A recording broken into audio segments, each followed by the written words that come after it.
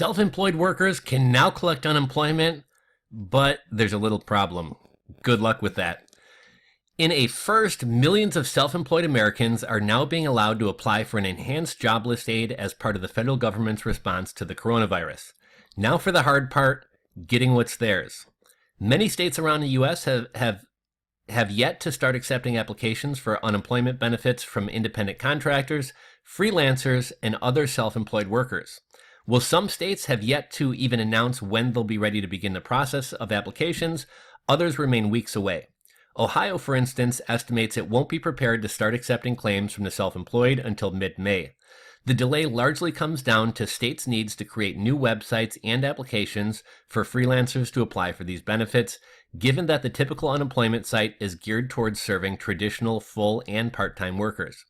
At the same time, unemployment offices around the country are overwhelmed with a record-breaking 26 million workers who have filed for jobless claims since early May.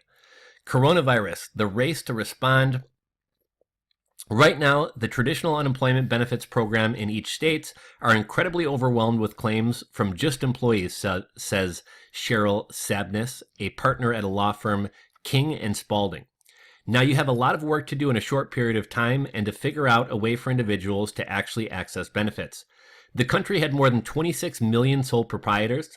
The businesses owned and run by one person, such as consultants, mechanics, freelance writers and artists, according to the most recent IRS data. To be sure, the total universe of gig workers is much larger, with freelancing website Upwork estimating that 57 million Americans are freelancing either as side gigs or full-time income. Under the $2 trillion Coronavirus Aid, Relief, and Economic Security, or the CARES Act for short, self-employed workers can now qualify for $600 in weekly pandemic unemployment assistance, which is called PUA benefits, through the end of July. Yet the process of applying for these expanded benefits hasn't been easy for many self-employed workers. Some who have been able to apply for PUA benefits in their state say the process is confusing and remain unclear on when exactly money will start flowing. It is terrifying. Take Catherine Smith, 33, a travel and food writer who also works in Airbnb management services for homeowners in Philadelphia. When the coronavirus outbreak started spreading across the U.S. in March, her income plunged as publications held off on assignments and travelers canceled their Airbnb rentals in the city. There was a conference the weekend of March 20th, and all our reservations, we have dozens of houses, all these houses got canceled, she recalled. We just started seeing Airbnb pull money from our account. Overall, Smith estimates she's lost between 70 and 90% of her income in about a month. It is terrifying, she said.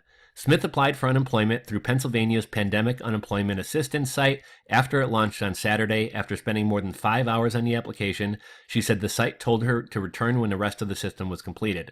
It said this part of the site hasn't been finished yet, she recalled.